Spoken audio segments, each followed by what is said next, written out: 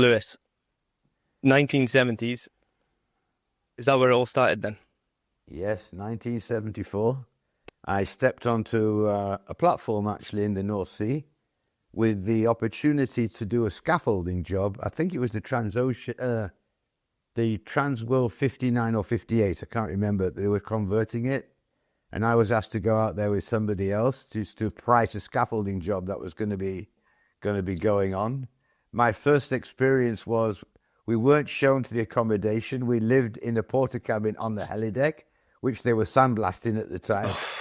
That was my introduction to the North Sea. But I actually fell in love very quickly with something I'd never experienced before. I distinctly remember going into the galley about 5 o'clock in the morning, sat down to the first American I'd ever met in my entire life. And on one plate, he had a T-bone steak, fried eggs, ice cream, and chewing tobacco. And I'd never seen that before. And I said, what do you do out here? And he explained what he did. He said, if you're smart, you'll get into this business. So we went out there for a few days. I saw what was going on. And I said to somebody before I left, how do you get a job on an oil rig in the North Sea? They said, go and see Sedco Forex. They're bringing lots of Sedco at the time, bringing lots of rigs in.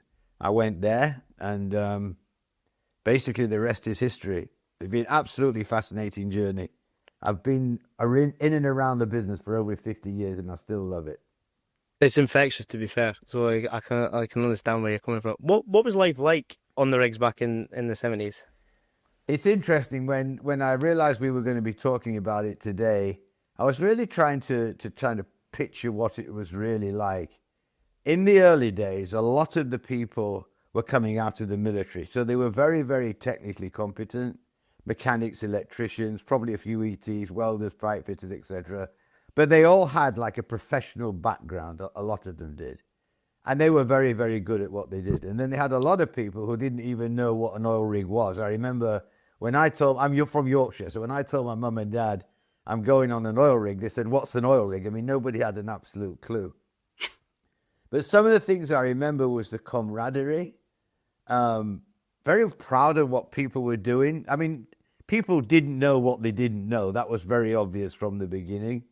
Unfortunately, the one thing that really got to me was to see the amount of people who were getting hurt, maimed, and killed, actually, because they just didn't know what they were doing. And Joe, I'm a little bit older than you, I'm presuming. I'm 74, so... Yeah, just a wee bit, Well, if you think about those days, a lot of the work was going on with decompression diving. Originally, the guys who were coming into that were from the Navy, so they knew what they were doing. But as decompression diving became more prevalent, you could go on a 6-week course in Wales and become basically a deep sea diver. And the amount of people who actually probably passed away in the decompression chamber just from incompetence of what people were doing was frightening. And I was telling somebody the other day, I don't know how many times I sat in the galley and we'll be sitting with a diver and he'll be going, oh, this is my last dive. I made £35,000 last month. I'm going to do it one more time. And that was the last dive. And I kept seeing that. And even back in those days, I was always thinking, we are missing something as an industry, and I haven't put my finger on it yet. I also remember, if you've got a little bit of time, I will tell you, I was probably the most incompetent person on any rig I've ever worked on. That's the God's honest truth. I'll give you some examples. I started off as a painter. Within the first week, I knocked a tin of paint over a brand new engine. That was my painting career finished. They made me a roustabout, and during that time, they made me the official cleaner of the sack room. And anybody who's been on the 700 series rig will tell you, when they built these things, they never actually put any drains in. They had this Venturi system, which would never work. So in my genius one evening, I went and saw a welder who knew as little about the rules as I did, and said, can you cut me a hole here and I can get this clean once and for all? So in the morning, I still remember him, C.L. Sims, he used to wear his hat slightly on one side, tool pusher, he comes out the office, and I said, C.L., come and see, I want you to see the sack room. And it was immaculate. He said, Lewis, what did you do? I said, look, I've cut a hole, and that's the North Sea. He went, oh my God, we've got to get DNV out there and everybody else. So Yesterday I was talking to a lady who's actually the chair of the Institute of Directors, wonderful human being actually called Sarah Downs, and she said, Lewis, life is a series of speed bumps, and all of these speed bumps kind of make you who you are, probably till the day you pass away. And I had my speed bumps all the way along. I mean, I could tell you stories that are quite frightening. But at the end of the day, I did about 2 years in the North Sea, finished off as a derrickman, and we finished off doing all of the tripping for a crew that had got stuck. So for 2 weeks, they did all the fishing, we did all the tripping. I was freezing cold, and I thought I've had enough of it. So I got an opportunity to go and work actually in Japan on a drill ship called the Discoverer Seven Seas, which was going to be the first drill ship that could actually maintain itself in deep water over about 6,000 feet of water. And it was the experience of a lifetime. So if I look back in the early days in the North Sea, fantastic experience, never to be forgotten. Lots of wonderful people, some even still keep in touch. And there was a real sense of positivity. And having just gone back into the North Sea, literally since last year, we started doing some work with the step changing safety people. It's come full circle, as you can well imagine. The downturn, all of the negativity about oil and gas, like somebody can turn a switch tomorrow and all of a sudden we won't need it anymore. And it's really sad to see what's happened when there's so much opportunity still out there. Having said that, if I fast forward, the people that we met, we ran the first safety leadership program for Step Change last week, along with 3 other companies. The positivity was amazing, from OIMs all the way through to operations managers. It really caught me by surprise, because I've seen a gap in between where I think some of the love of the business has gone. I don't know if that's your experience, but that's what I've been seeing. Yeah. I hope you're enjoying the show. If you are, don't forget to like, subscribe, and all that good stuff. It really helps the show. This week's episode is sponsored by V12 Footwear. V12 have released their new BOA boots, and I am a big advocate of BOA boots, as you can get them on and off quickly, especially at lunchtime and especially at the end of the shift. They're light, they're strong, and they're comfy, which is always the most important thing when you're spending 12 hours a day plus on your feet. If you're a contractor or if you are in charge of supply chain at whatever company, I highly recommend you getting a pair of these. Back to the show. No, I know where you're coming from. I think people are also fed up as well with, we had the downturn of 2014, 15, 16, it started picking up again, 19, 20. Obviously 19 was looking good, and then obviously COVID came in 20, and that just knocked the arse out of it again. 2021, 2022, it started getting a little bit better. UK obviously was hit with IR35 for the contracting side of things, didn't do anyone much favours. And then obviously this new government came in last year, and I think, has really kicked the arse out of it, and there has been a huge mood shift on it, which is a shame.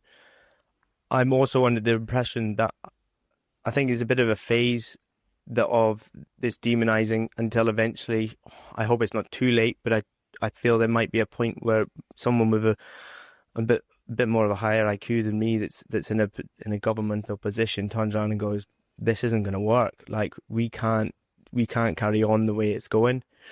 We haven't got security over our energy, but I do think that's all unfortunately kind of rolled down towards the boys and the girls that are working offshore. And yeah, it's sad. Like we were saying before, it's sad what's going on now. It's a shame, and I hope someone with a bit of power turns around and kicks the arse up out of this Labour government and kind of gets them to shake up. But how does one go from a roustabout who says he's incompetent to an OIM? So, incompetent with my hands, let me be very clear.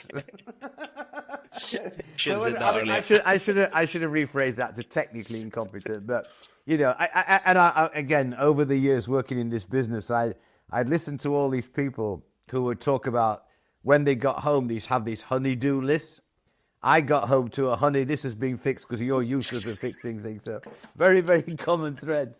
But I had a privilege of realizing very quickly that where my technical skills weren't particularly good, I happen to have a way with people, something like yourself, I think, Joe. The way, I mean, you're obviously technically competent as well, but Well, I don't know but about that. I was always able to get on with people, and over the years, I actually moved up quite quickly because eventually, what they would do is they'd send me to any country where the rig or the people on the rig were having a problem, and I was able to kind of reset the culture. And there were some really good examples of that, actually. I'll give you one in particular. So I'd actually, just to put things in a time frame, started in 1974, went offshore in the UK for a couple of years, then went with the Seven Seas, and then started moving basically around the world. And I was actually had come back to Aberdeen, was around actually when Piper Alpha happened, which was an absolute tragedy, obviously, completely changed the industry, as you well know. And I was sitting in a leadership session actually in Aberdeen, working for Sonat, and the vice president came in and called me outside. He said, Lewis, sorry, I'd come back to the North Sea because I wanted to learn a little bit more about what they were doing on semi-submersibles, having already worked on drill ships and jack-ups. So I said, I'd like to come back, not as an OIM, but as a driller and actually do the complete well, just so I get a really good picture of every operation that's going on. And if I'm in bed, come and wake me up because I really want to see the whole thing. And towards the end of that, we went into town, we did a leadership program, and a gentleman called John Cole, who was the vice president, called me outside. He said, Lewis, would you like to go back overseas? I said, yeah, I'd love to. He said, well, can you go tomorrow? I said, well, where do you want me to go? He said, I want you to go to Indonesia. We have a rig working for Enterprise Oil, and they've just chased the OIM off the rig with a fire axe and had to escape in the lifeboat. So I said, yeah, I'll go, no problem. So I go down to Indonesia. They brought the other OIM out to replace the guy that had got chased off in the lifeboat. About 2 days while we're doing a little bit of a handover, I'm sitting in the office with this other OIM, and he's on the radio with his back to the door. And I just happened to look out the corner of my eye, and there's an Indonesian coming in with a bread knife about that long, and leaps right over the top of this OIM and tries to stab him in the heart. And luckily, the OIM had a pocket calculator in his pocket, and with it being a bread knife, which happened to be the knife the Indonesian had picked up on the way up to kill this guy, with it being a bread knife, it bent. But the OIM has got the blade hanging onto the blade, bleeding like mad, because it's gone right through his hand here. And he said, Lewis, hit him. And I'm going, I've never hit anybody in my entire life, and I'm not about to start now. So I said to the Indonesian, give me the knife. And he just flipped it over and gave me the knife. And then the OIM popped him, and down he went. So we had to fly that OIM into town to the Naval Hospital to save his hand. I called the superintendent, and I said, look, I don't know what you pay OIMs here, but at the end of the day, I am more than happy to stay, but you need to give me an opportunity to work with these people differently. And a year later, we got voted the Rig of the Year by Enterprise. And actually, I was looking the other day on LinkedIn for their drilling superintendent. It was a guy called John Ross. He actually recommended the rig then go to Premier, and they took us to Thailand. And that's kind of typical, Joe, of what I've been able to do over the years. How important is the culture on a driller, on any, installation or vessel that's out there? It's huge, isn't it? Yeah. And it doesn't take, it's like any organization. It's very much up to the leader, and the leader sets the culture. In fact, the other day, when we were in this step change in safety program, there was a very interesting talk by Chris, and what he was talking about. If culture's the top, below culture is very much around community. Below community is family, and below community is family, and below family is self. So if you think about it, a rig, a platform, any installation, any organization, it's a community, and it's the people that make the community, as you well know. So if the leader has a positive attitude where they want to create a community where people get on with each other, where there's an atmosphere where they'll look after each other with psychological safety, etc., then you're going to have a good working atmosphere, and typically you're going to be productive. Give you an example. So I went to Egypt for a while. 3 great stories from Egypt. Number one, I go out there for my first hitch as an OIM, spend a month on there, and Ahmed Yunus, who was my deck foreman, I've never forgotten him, and this is years ago. As I'm going off, he said, Lewis, are you going to go to Cairo on the way home? I said, yeah. He said, you're going to go and see the pyramids? I said, yeah, of course.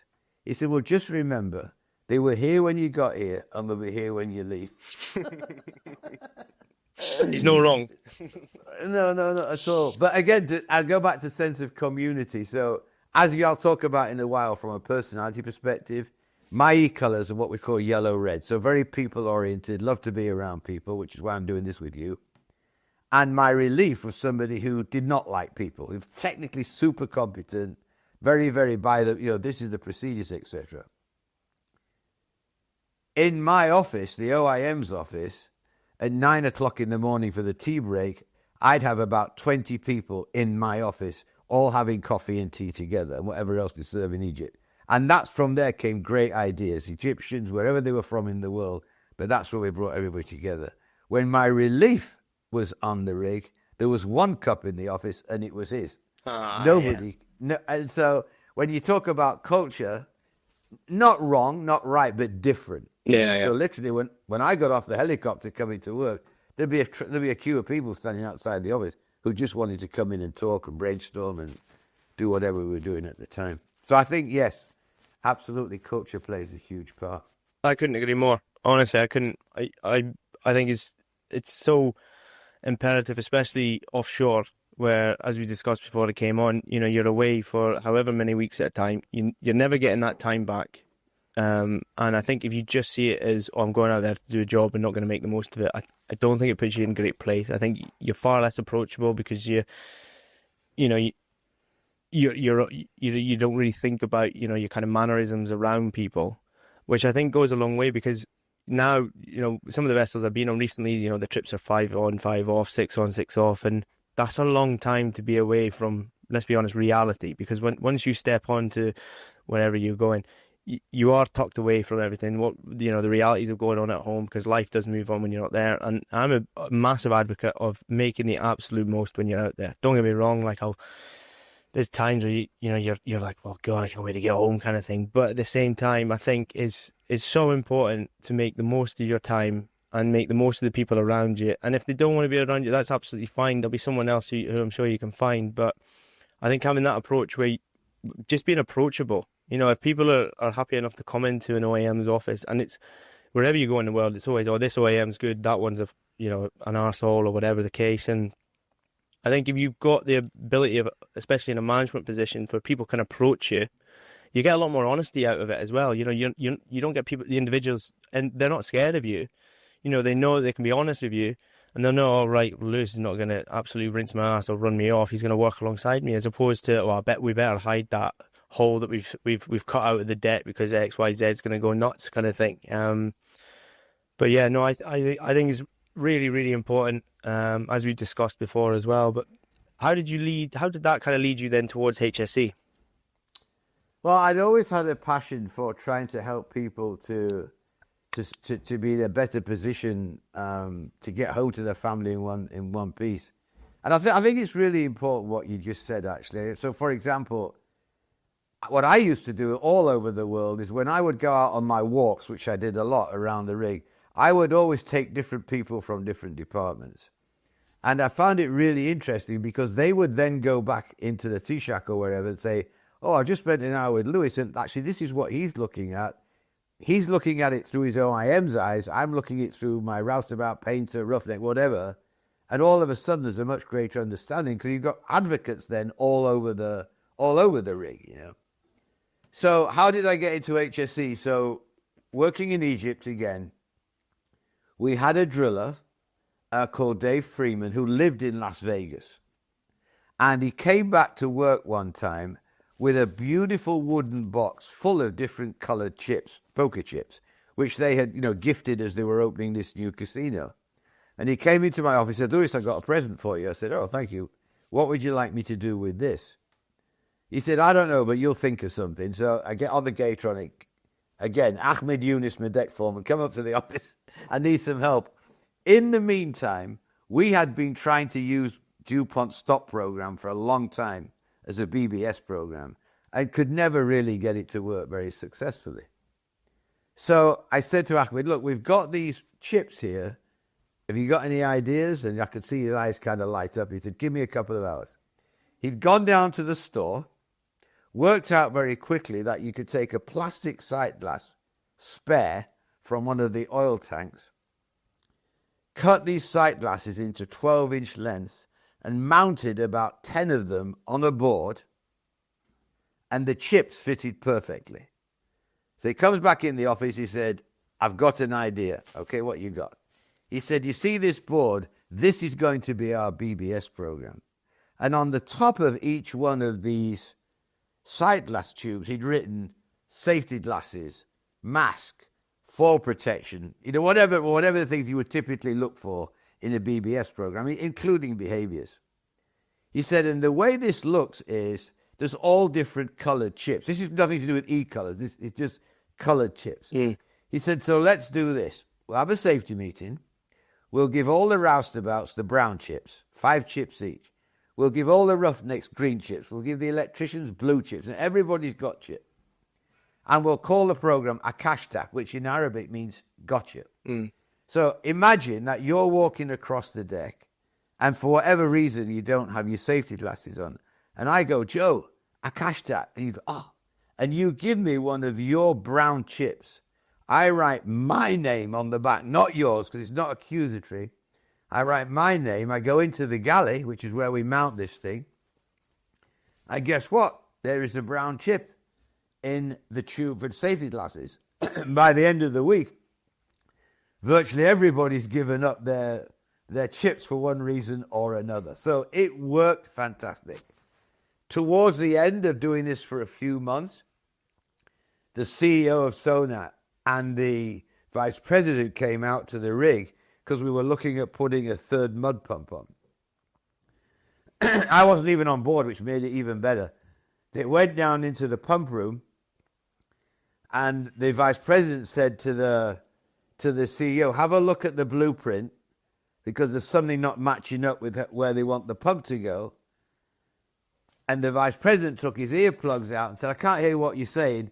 This little Egyptian comes around the corner and goes, Akash! And he's taking chips off the CEO and the vice president, right? About a week later, I got a call and said, Lewis would like you to become part of the safety group. And in Sonat, they had what they called Offshore Safety Advisors, which just went around the world doing a month and month, and very much, just seeing what the operations were doing. So I said, you mean you want me to do a month and become an operations safety advisor? I said, no, we want you to move to Houston and become the HSE manager for Sonat. So I moved over to Houston. My wife didn't want to come at the time. I got there on a Tuesday in 1996. And on the Wednesday morning, the president called me and he said, what are you doing on Saturday? I said, whatever you want me to do. I'm here on my own. He said, well, we're going to be buying a company called Transocean, and we have to do due diligence. I didn't even know what due diligence was. So very soon we formed an organization. Sonat became Transocean. We started working with them in Norway, which was a whole other experience with 11 rigs they had, and rigs in the UK. And then over the next 3 or 4 years, we bought Transocean, merged equals with Sedco Forex, and then bought Redding and Bates. And we went from a culture of phenomenal safety to something that really changed my life, because in the early 2000s, we had 7 people killed from the different rigs. The gentleman who was on your program a few weeks ago, that was on the horizon, where he talked about the manager being so interested in knife safety, if you remember. Yeah. There was, by the way, it was interesting because he said he used to be on the Marianas. I don't know if you know the history of the Marianas, but that was the Thyros. That was actually the fire platform sitting next to the Piper Alpha. Yeah, for Piper Alpha, yeah. Right. But he said that, the company had this thing about knives, and he's absolutely right. Because we literally got to a point, I left in 2004, but by then, the incidents we were having in the Gulf of Mexico prior to all these mergers and acquisitions were literally just people cutting themselves basically in the Gulf of Mexico, using a knife to open a box. It was literally the only incident we were having. So I can understand a little bit about where that was coming from. But then, like I say, we got through this period of merging with these different companies. And I was really thinking about it, Joe, when I spoke this morning. I think what broke the camel's back, the hair on the camel's back for me, is we had a gentleman killed in the North Sea on one of the rigs up here, working for Transocean. And he'd actually fallen down the lift shaft with the elevator. And the response from the UK was, well, we'll write a bigger procedure. And from already having a large procedure about how to, work on an elevator, here comes another 13 pages. Yeah. And I just lost it. I said, this is not the answer. We are totally and utterly missing something. And so I decided I wanted to try and make a huge difference. We had been looking at some type of personality styles a little bit before. And then in 2002, I had a speed bump. I got to a point where for 3 or 4 years, because of all the mergers and acquisitions, I was literally HSE by night. During the day, we were running these workshops all around the world. We brought every person from the rig management to the roughnecks, to the galley hands, to the business partners, to the operators. Everybody came into 3-day workshops. And we did that for 3 or 4 years. Lived in Aberdeen for months, lived in Norway for months, all over the world. And I got completely exhausted. To a point where in 2002, we had then just bought Redding and Bates. So every time we bought another company, we trained people to come and co-deliver the new safety management system and everything else. And one day, it just all caught up with me. We just had our 7th fatality. I was lying in the bath. And I don't know, Joe, if you've talked to anybody who's ever had a near-death experience, but they'll all tell you the same thing. My heart started to race to a point where I thought I was about to die. And then literally, which is what they'll tell you, you see this white light coming towards you. And all of a sudden, you go through what's called a life review. And I'm now sitting in my garden in a pram at about 2 years old. And this happened because that happened, and this happened because that happened, and this. And you see the whole thing play out. So I jumped out the bath, went running down the corridor of the Novotel in Pau in France, looking for a friend of mine who I worked with who was a lot more religious than me, just to tell him I was right before, or he was right, just before I died. And I go crashing down onto the floor, stark naked, and fighting for breath. Actually, by that time, one of the guys who was working with me, Harvey Snowlin, he grabbed hold of my head and I can still picture my head on his knees. And as I'm fighting for breath, this voice came into my head. It's as clear as day, Joe. And the voice said, you can have another breath if you make a promise. I said, I promise to spend more time with my family, because for the last few years, I had been on the road literally nearly all the time. And then the voice came into my head again and said, you can have another breath if you make another promise. And I said, I promise to become a better listener. Because every time I get up and publicly speak, which I was doing nearly every day, oh, you're a really good speaker. The more speaking I did, the less listening I did. And then the voice came again and said, you can have another breath if you make another promise. I said, I promise never to have an argument again. We celebrate our 46th anniversary on Saturday. I've never had an argument with my wife, ever. She's what we call predominantly blue-green. She can argue on her own. She doesn't need me involved. That's all. But I used to argue on behalf of the company all the time. As you're going through these mergers and acquisitions and people are telling you this won't work and that won't work. And then the voice came one more time and said, you can have as many breaths as you like if you make one more promise. And I said, I am going to find a way to help people better communicate. About that time, the ambulance arrived, they injected me, and I woke up in a French mental home. Because what had happened was I was just exhausted. I'd actually had just a panic attack. I woke up 2.5 days later with my wife standing at the end of the bed, who they'd flown in from Spain, who said in Spanish, levántate, gilipollas, no te pasa nada, which means get up, you idiot, there's nothing wrong with you. You just needed some rest.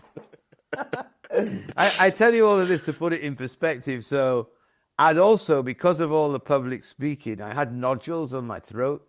from speaking from here instead of from, the diaphragm. And not long after I got home, we went in, had the operations. I didn't even know if they were cancerous, but they took the nodules out, and they said they're not cancerous. But as they were putting me in to the operation, now the doctor said to me, "Now remember, when you wake up, you cannot speak for 10 days." And my wife looked behind me. I said, "And you can never smoke again." Oh, God. Anyhow, I come home, and I spend the next 10 days, here's another speed bump for you, where the only thing I could do was lie by the pool here at home, and, with a whiteboard, "Can you make me a cup of tea?" But those 10 days were like a gift from God, because it gave me a chance to rethink about everything that I'd ever done and everything I wanted to do in the future. I was telling somebody the other day, Joe, no, some people will book themselves into a monastery in Thailand for 2 weeks. I had that right here.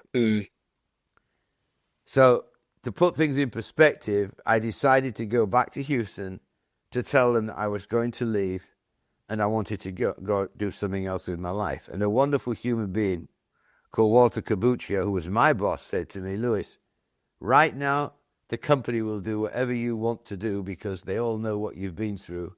Why don't you think about what you want to do next?" "Well, I'm going to start a coaching company." He said, "Then my suggestion is take a couple of years, it's still staying with Transocean, and go and coach the managers that we have around the world who could benefit from your people skills." So they put me through every coaching course available, which was always well appreciated. And I started to go around the world coaching the managers, which was a phenomenal experience, Joe. So that was in 2002. In 2002 and a half, there was a fatality on the Sedco Energy in Nigeria. And this was one of the Sedco rigs that they instead of having a derrick, they had a mast because you could do 3 operations at the same time. And unfortunately, somebody got killed. So they called me and said, "Louis, would you go down there and help the OIMs, not as HSE, but as a coach, just help them through it all." So I went out there and I was desperately trying to understand, again, what we were missing. Why did we keep having people getting hurt, maimed, and killed? And I was sitting with the crew one night, and like I said before, we had started to dabble in personality styles before, mostly because Transocean had started to build dual activity drill ships, which I don't know if you're familiar with, but you've got literally two derricks. Yeah. Yeah, exactly. Well, one massive derrick. Yeah, but two. Yeah. Yeah, but working very closely together. So the manager, Larry McMahon, had said to me, "Louis, we have to find a way to help these people communicate, otherwise it's going to be a mess." So we started to have some form of understanding of personality. So anyhow, I'm sitting with the crew in Nigeria one night. I said, "You need to help me. I want to help you, but you need to help me to help you. What are we missing?" I said, "Let me just ask you a question. What are your strengths? If I go around the room with the crew, what are your strengths? What are what we used to call improvement opportunities, we now call potential limited? And what are your motivations? What is motivating you to do the things that you do that could possibly get you into trouble?" And Kevin Bartow, who to this day I thank mentally every day, he said, "Louis, if you're going to ask us these questions, why don't you ask us the obvious question?" I said, "What's that?" He said, "Why don't you ask us how we can get hurt?" Have you ever heard of a flat forehead moment where we've never asked that question? We've done all of this stuff over the years, provided every piece of equipment, the safety management system, you name it.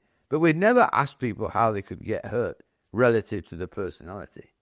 And thank goodness, the first person who answered happened to be somebody who's predominantly what we call yellow-blue.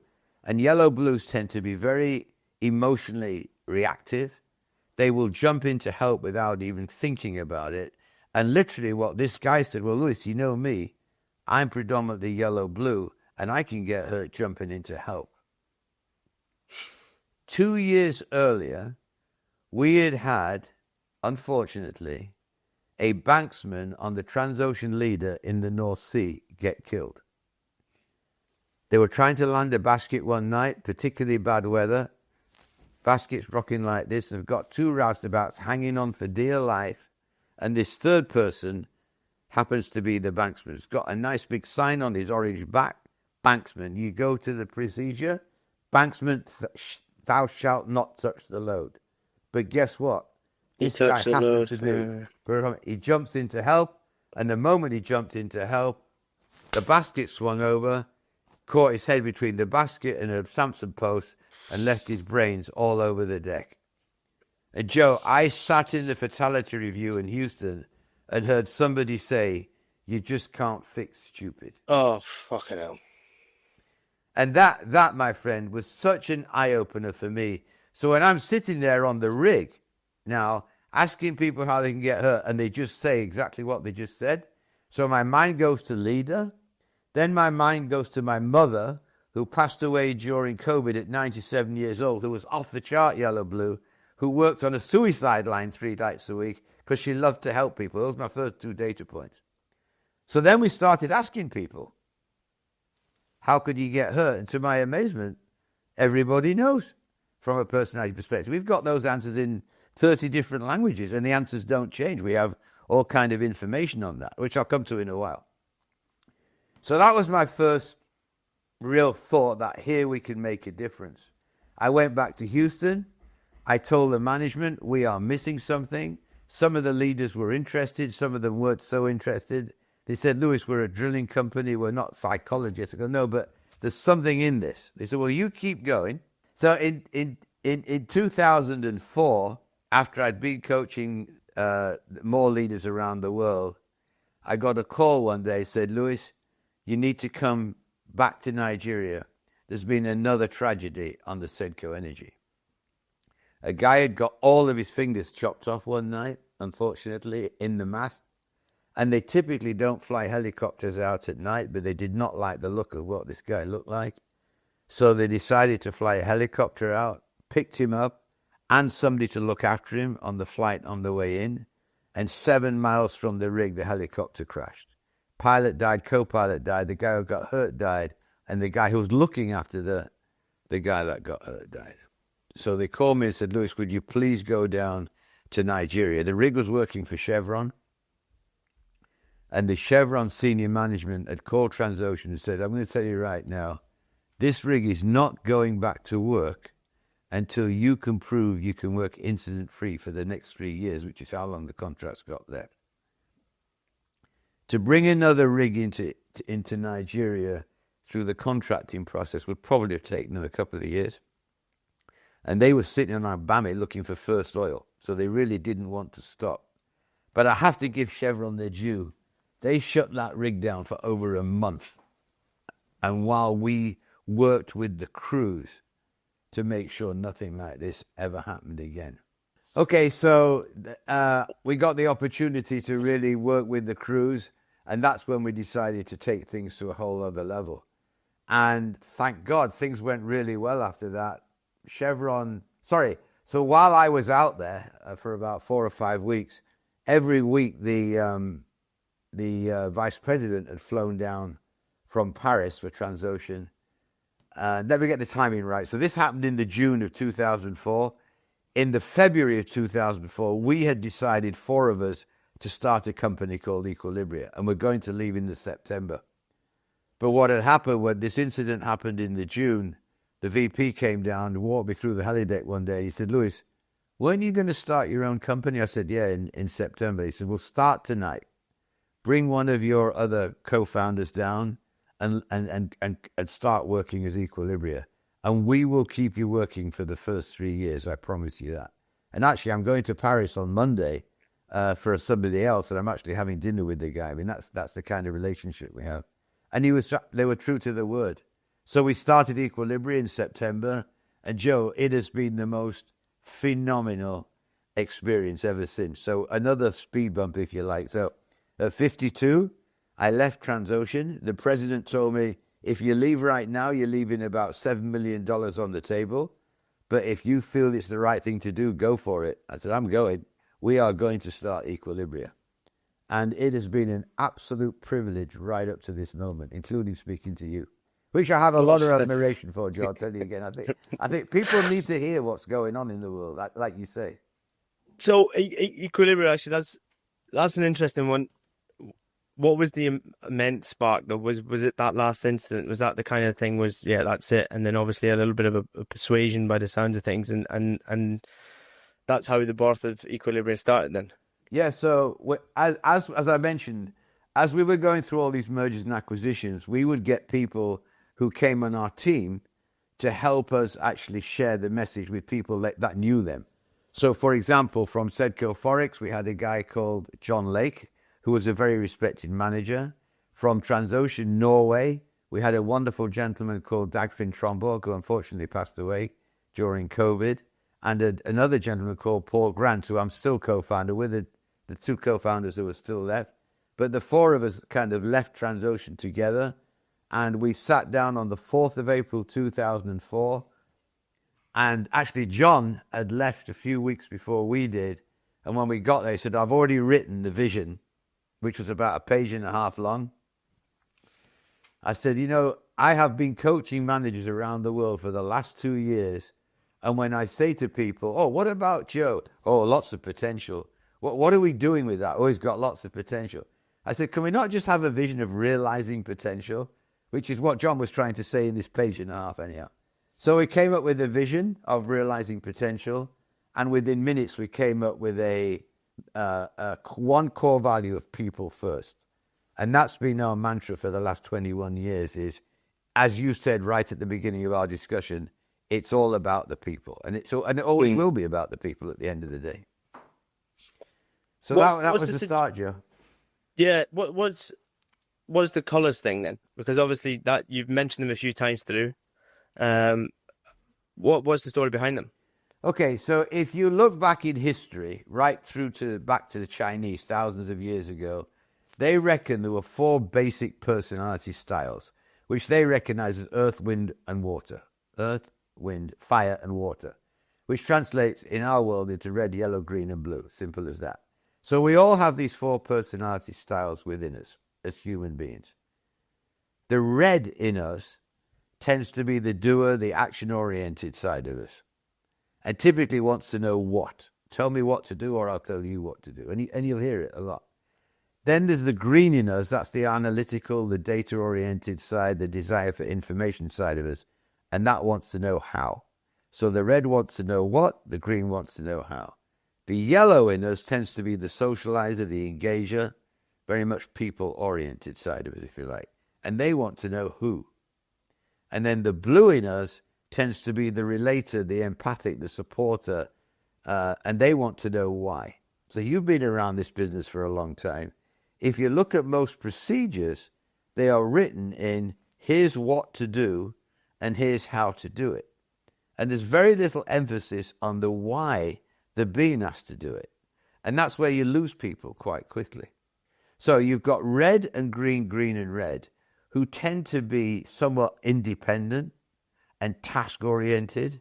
And people who've got more of that yellow, blue, blue, yellow in them tend to be more people-oriented and interdependent. So like you were telling me before, some people become approachable.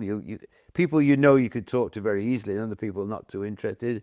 Obviously, there's a personality piece of that.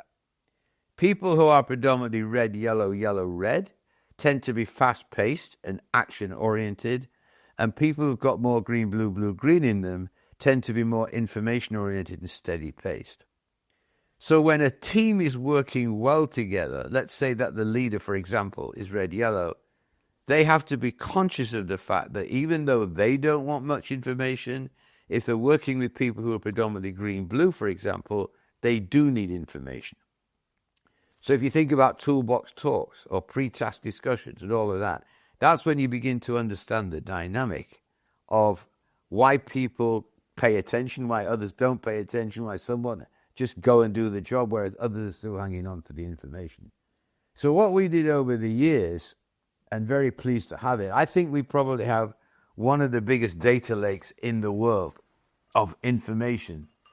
And what we have is these pocketbooks with all the information in. So, for example, if you can see this. Yeah. Okay, so in here, we have a couple of pages dedicated to each e-color combination. So there's red, yellow, red, green, blue, green, yellow, green, red, green, blue, etc. All right, so you've got 12 combinations. The first thing that we looked at is how could I get hurt? So we have 5 answers where people have told us in multiple different language how they can get hurt.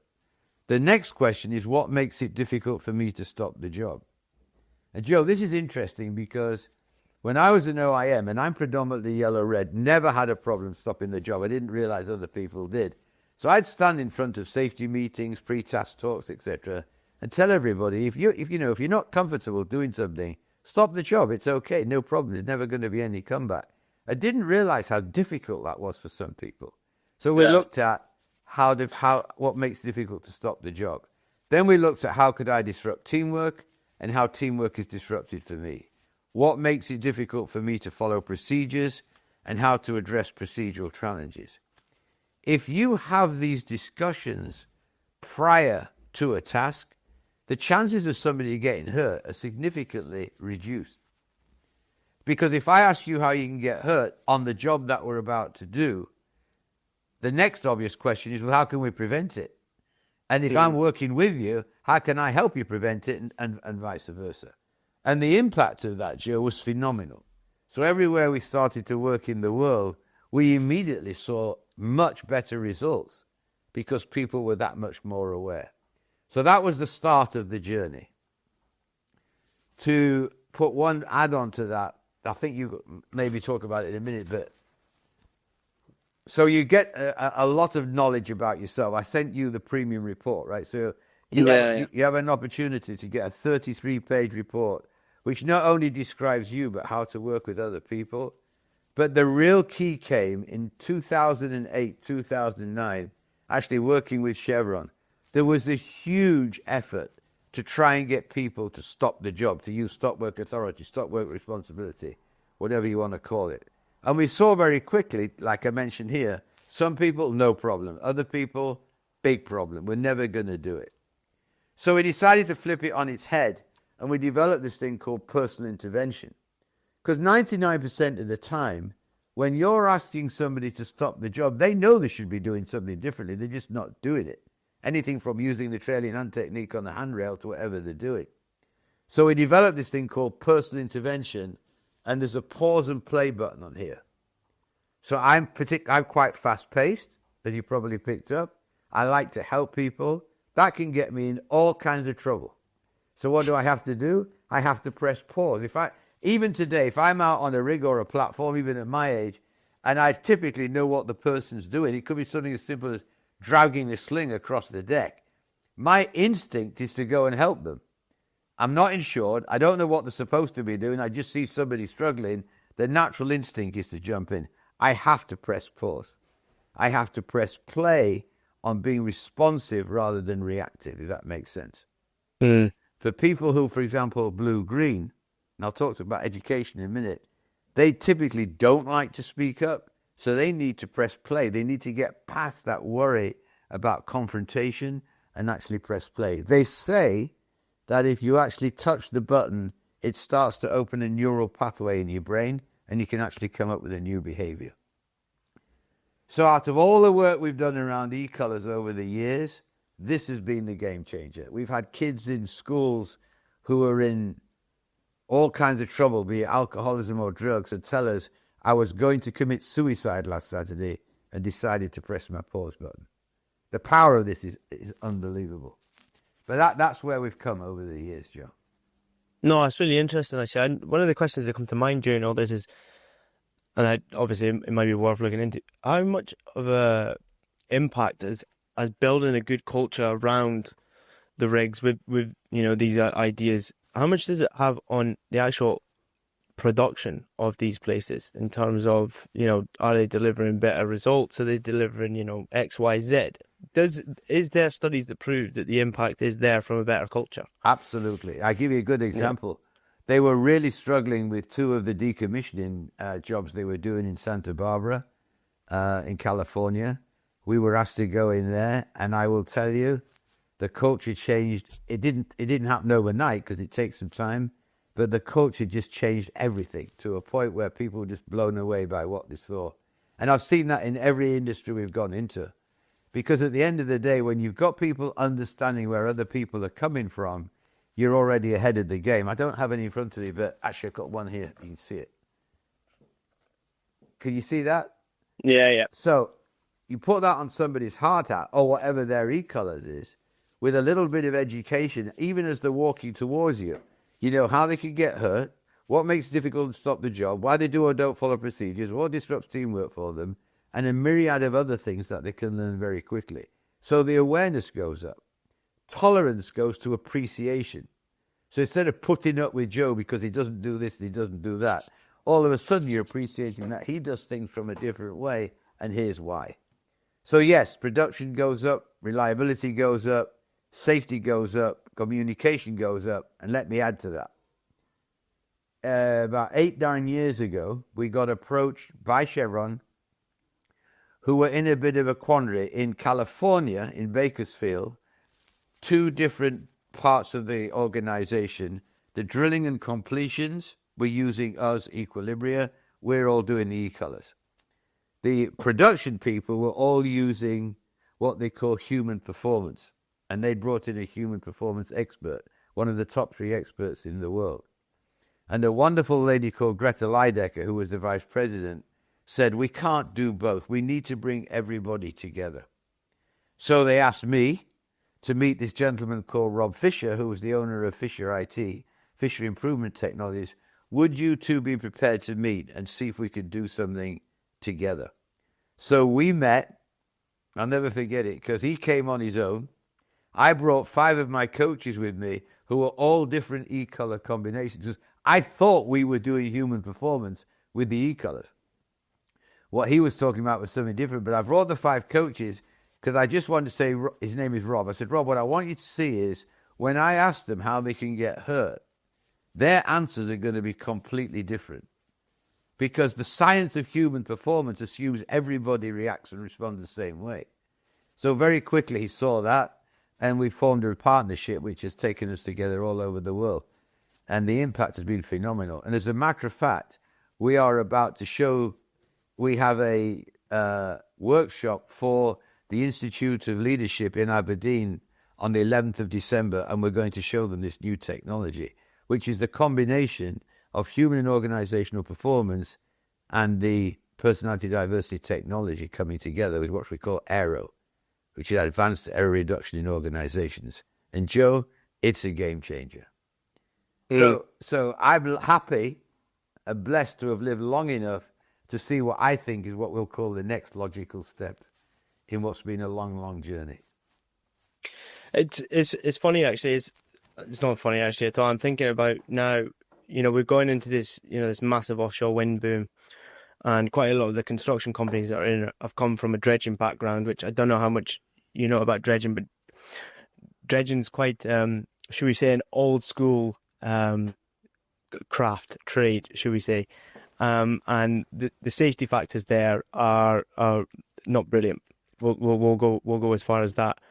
And now, obviously, these companies are kind of in the forefront of all these constructions of the offshore wind and that, and I feel that, you know, they're trying to learn as they go. And I listening to what you're saying is that with regards to Equilibria and stuff like that, I feel that would be a great avenue to go down for them to kind of approach. I'm not saying that they're terrible, because they're not. You know, I've worked for a few of them now, but there is this difference between them and what's going on in the oil and gas. Obviously, oil and gas has a hell of a lot more to learn from in that front. But I do think that going forward with this boom that we're having in the offshore wind, I think that's something that's really needs to be more approached by these companies. And that's why, and listening to you there, you can obviously tell the reason oil and gas had to go down that road, or should be going down that road, and is because they've unfortunately had the fatalities. And I think, if anything, from what I've experienced in the wind, it's a good industry to learn off. Yeah. I'm absolutely, I'm very interested in what you're doing there, and I absolutely take my hat off to you, especially taking it towards schools as well. I mean, I could go on about the current generation till I'm blue, but I'm not going to, because this podcast would be very, very long. But one thing I ask everyone who comes on this program, well, I've changed it obviously recently, but if you look back on your career, what's your proudest moment that stood out? Yeah, I've been thinking a lot about that. I think the proudest moment has to be the realization. Well, first of all, obviously the family. You know, I have a phenomenal family. They're not children anymore, but my daughter and son both work with Equilibria. That's been an absolute privilege. To work with your family is phenomenal, and they both have their own strengths. They're completely different personalities, but I'm certainly very proud of them. And as a matter of fact, when I see what they're doing today, I just sit in awe. I wish I had been the father that I see my son is to my grandchildren, and I see my daughter through she does phenomenal stuff that I can't even think about. But I think of all the pride, it's the fact that what we're doing is making a significant difference, Joe. And Yeah. it certainly keeps me going, I can tell you. And I see so many opportunities where people, if they really took on board what we're talking about, it just makes life better for everybody, not only at work, but also at home. And like you say, in fact, just what you were saying before, when we go to do this work in December, we've got 2 days where we're going to be working in schools. Because if we start at 7 years old, so if a kid at 7 learns, and they happen to be blue-green, that rather than never put the hand up in class, they can press their play button and put the hand up. In 15 years' time later, they go into industry, and somebody says, are you comfortable stopping the job? The answer will be yes. If they don't get this, the answer will be no. Yeah. So imagine the impact of that. Oh, 100%. And kids are like sponges at the end of the day, are they? So I take my hat off to you. I hope you. Yeah, I hope it breaks through. I think it would benefit generations to come on 110%. I'm totally on board with that one. And I will say thank you so much for coming on. It's far easier when someone says yeah early on. I do thank you for that. It's my pleasure and my privilege. And Joe, anything I can do to help what you're doing, I like to help. So don't be afraid to refer. No, I certainly will.